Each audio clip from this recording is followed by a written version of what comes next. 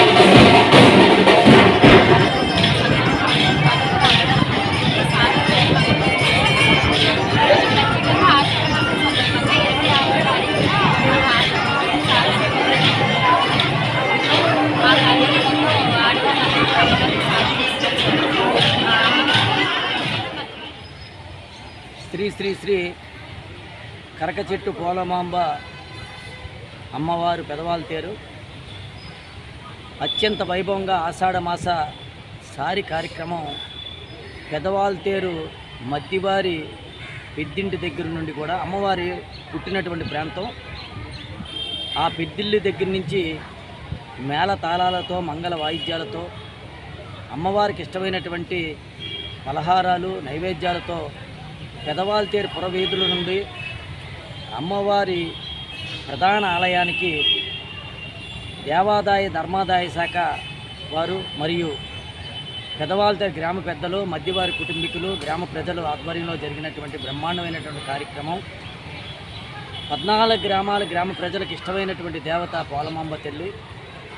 ఆషాఢమాస సందర్భంగా ఇది second year బ్రహ్మాండమైన సారి కార్యక్రమం.